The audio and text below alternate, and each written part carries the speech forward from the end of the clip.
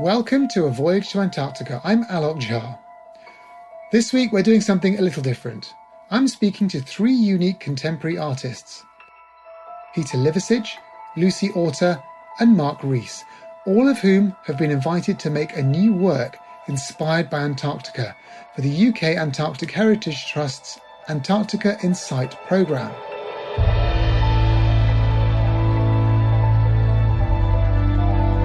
I want to know how Antarctica has influenced their work and understand why the icy continent has been a particularly inspiring place for so many artists, even before the first sighting 200 years ago.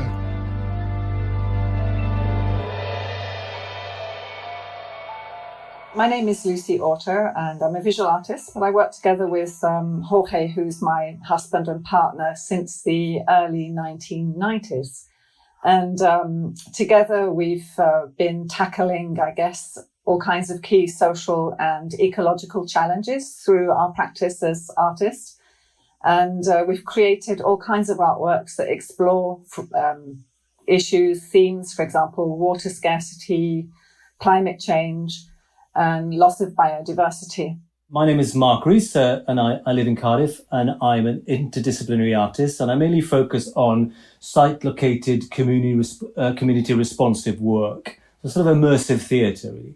My name's Peter Liversidge, and I start all projects with proposals, so I write descriptions of work in relation to each and every project, so every project is unique. Can you give me a couple of examples? So for this particular project, Antarctica in mind, what kinds of things have you come up with?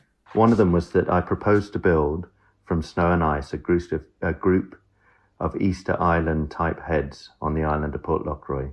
The heads would be slightly closer to effigies and would all face north. This is, again, a description for work which would be, I'll describe it to you.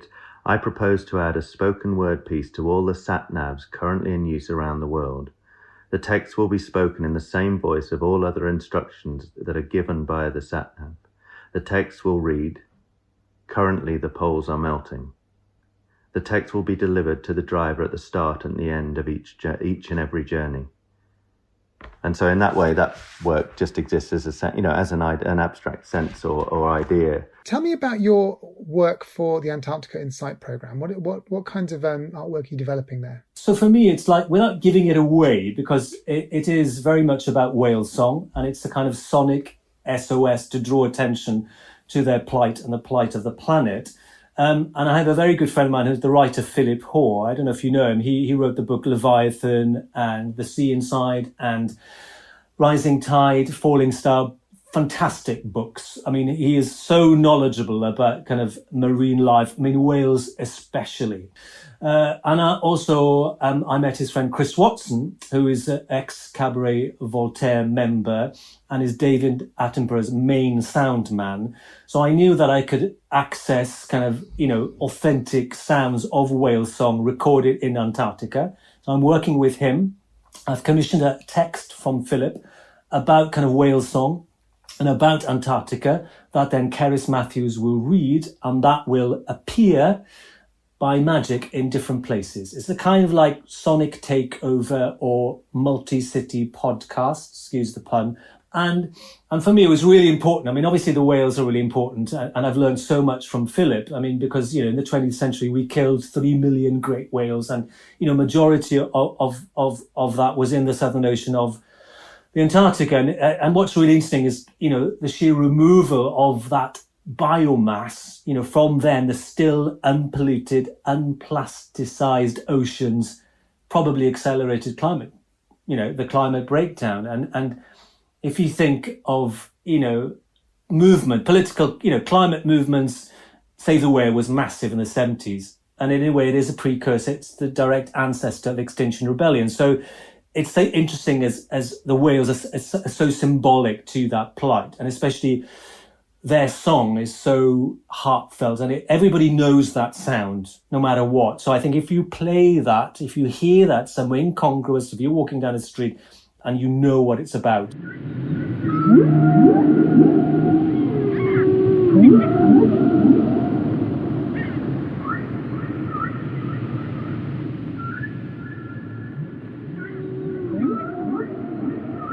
Yeah, we've been invited by the Antarctic Heritage Trust to create a new edition of the Antarctica World Passport and to distribute this throughout the UK during the Antarctic bicentennial. And in order to do that, we want to create a format that will allow the general public to learn more about the issues relating to Antarctica, and very important ones like the sea level rise and the danger of climate change affecting the Antarctic continent. And also linked to our project, the wider themes of migration. Of course, we know that many more people in the future are likely to be displaced because of environmental disasters than they are because of conflict. So these two issues side by side are something that we wish to kind of draw attention to through the Antarctic Passport Project. So the installation will be a passport office that we'll make using reclaimed materials, very similar to the kinds of passport offices that we've taken all the way around the world to date. And from this passport office, we'll be able to distribute these passports. We're hoping to print another 15,000 copies, so we'll be almost up to 100,000 copies of passports.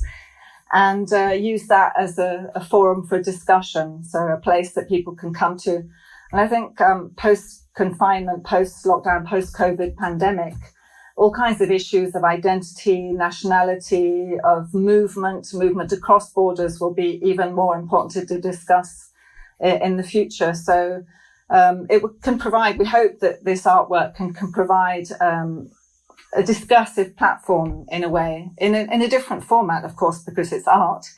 And there's a kind of neutrality behind art. That we know we're not promoting any political party, we're not promoting any political ideals, but this, in a sense, this neutrality can help bring people together, we hope.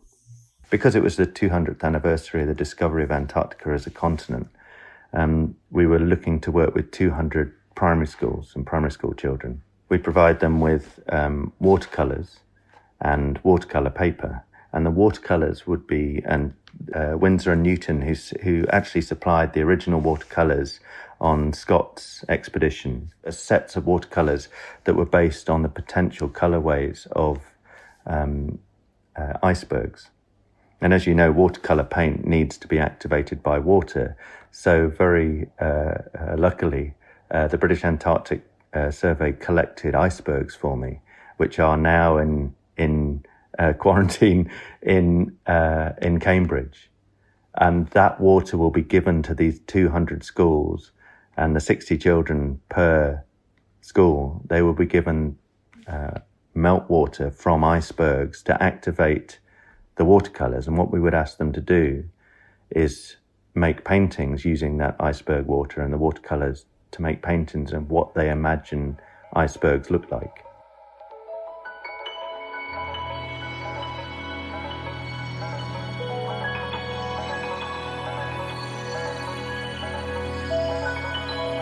So tell me about Antarctica. What is it about Antarctica that's particularly inspired you? I think for me, Antarctica, when they first approached me to commission me, and I was like, oh, wow, of course I have thought about Antarctica, especially of late, as it's, such a key kind of important thing to consider as it is melting. And of course, it is so prescient in terms of what's happening, globally with the climate change. So it's all in our minds. And in a way, it's come back into focus because I was thinking about this, because during lockdown, everything has become kind of micro and close up and kind of claustrophobic, and kind of that thought of this kind of white vastness of this kind of like huge plain and sort of like was sort of inspired me in a way. So I kept on kind of thinking it as a place kind of reflection into with that kind of emptiness in a way, because as a contrast to where I'm at now, which is so close and so intimate. So it's kind of inspiring really in a sense of that kind of vastness, and in terms of able to kind of let your ideas kind of go. I mean, I've never been there. This is all in my head, right? Gonna, imagine in my imagination, but hopefully one day I will go there. So it was really interesting to create a contemporary response to mark the 200th anniversary, and how I could create something which would draw attention to it and to the, of course, to the plight of the planet, because I don't think currently, as a contemporary artist, like, you have to address that, because otherwise, it's our responsibility. We have a responsibility, for the future of the younger generation, etc. So that's why this was a real opportunity to do that as well. Well, Jorge was invited to represent Argentina in 1995 at the International Art Biennale in Venice, the Venice Biennale as it was called then. And he wanted to explore a very long-term project using the Antarctic Treaty as the starting point to reflect on a community that would come together under the ambitions of the Antarctic Treaty, I would say. So for us, this treaty was a really important symbol, something that we could work towards in terms of creating a new community, maybe a utopia that would become real. And we thought that the continent, as it was so extreme, it imposes this mutual aid and solidarity and freedom of research and sharing and collaboration for the good of the planet. So all of these ideals were really, really important for us at that time. But it wasn't actually until 2007 that we had the opportunity as a team at Studio Orta to be invited to go to Antarctica. And it was the occasion of the End of the World Biennial, which was taking place in Ushuaia, which is one of the air bases that is closest to the Antarctic continent. So we used this opportunity to actually travel there. The team traveled there, and we staged an ephemeral, if you like, performance or installation in Antarctic. And the performance took the form of an installation of a village, a tent village. We call them dome dwellings. So around 50 dome dwellings were installed across the continent with the help of the scientists at the Marambio Antarctic base.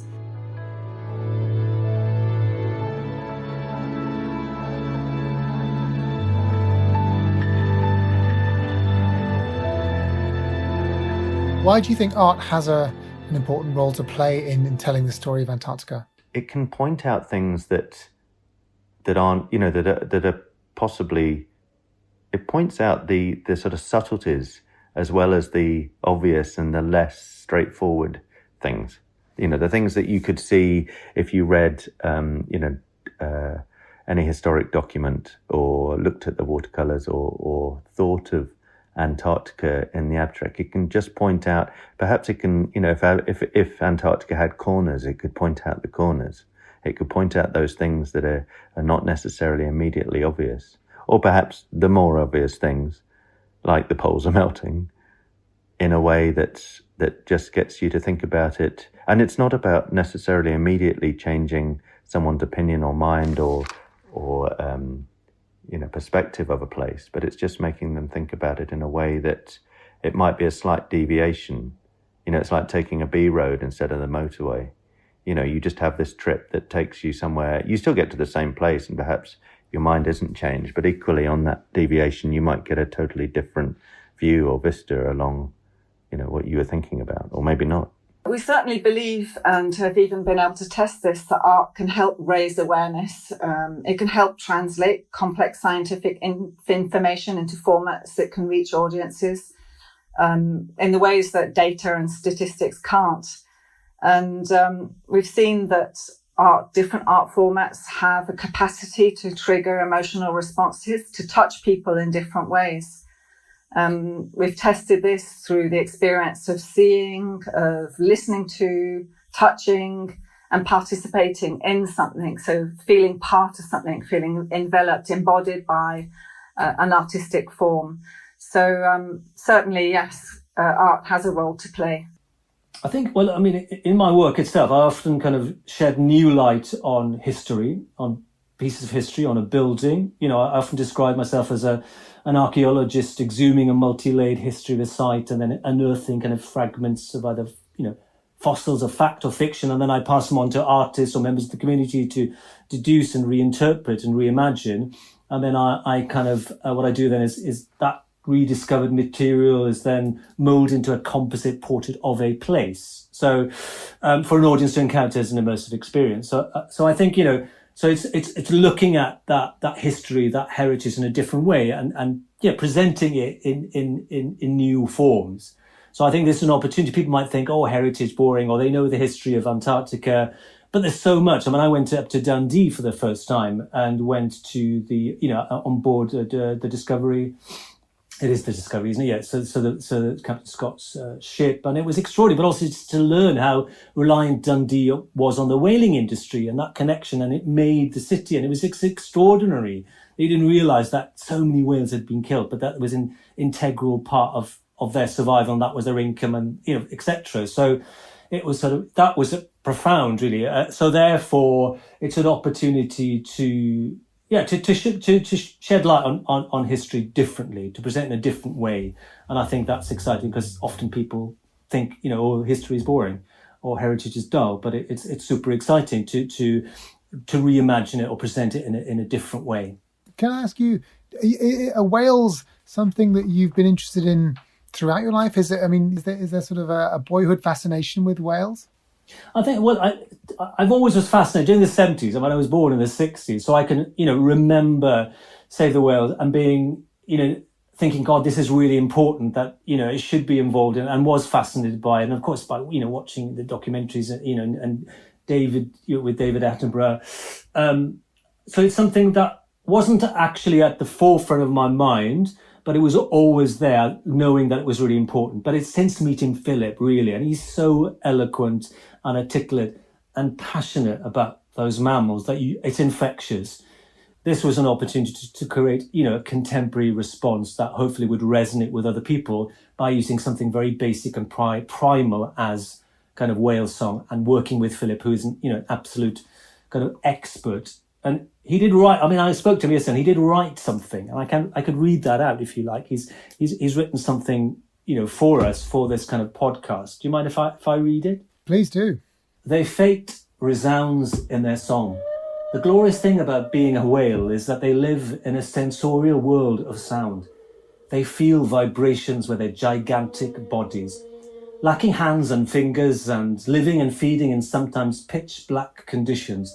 Sight is of little use to them. Sound is tactile to them, a physical internet of expression that they perceive using their sonar. Sensing one another around each other, they feel communally, orally connected. It's their ESP, their water telepathy. It is their culture.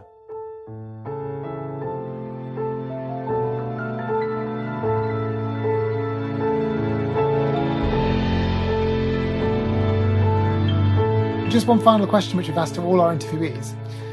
Why does Antarctica matter to you? I think Antarctica matters to me because it's something, I think those sort of seared images from when I was, 10, 11 at primary school, maybe slightly younger, and that sort of heroic sense of, it felt more of a frontier to me than the moon. It felt more abstract and more non-existent, because obviously, I could be in my back garden in Lincolnshire when I was growing up in the middle of nowhere, and I'd look up into the sky and I'd see the moon. But I could only see Antarctica through books or through descriptions in books. And, any photograph is still just a 2D rendering of a physical environment or a thing. And it's only the way that thing or physical environment reflects light. So in that way, it's that sort of the imagining space that you get with something that is so unknown. I think Antarctica matters to me because it is the lifeblood of the planet. I think, just to go back to what, David Attenborough was saying, that, we need to protect it, we need to preserve it, we need to look after it, the balance, in order to restore that equilibrium within the planet. So, I mean, that's why it is so important. And, and because it's the main habitat of the whales, and discover how whales are so important to the whole ecology, learning that from Philip, I think that, that's why it's so important. And that's why I agreed to do this commission, and to make something that, spoke to people and drew people's attention to it, given that we are marking this occasion of the 200th anniversary of the discovery of Antarctica. What have we done in the last 200 years? What have we done? What can we do to change that mindset or that disconnection. How can we reconnect with the natural world? Is vital for our future and the future of the younger generation. It matters because the Antarctic continent, in our imaginary, and I think in the imaginary of many people, is this immaculate whiteness, this immaculate continent of ice sheets. And in a sense, this whiteness, this immaculate ideal contains all the wishes of humanity. And it matters so much for us because it can help spread this message of hope for future generations.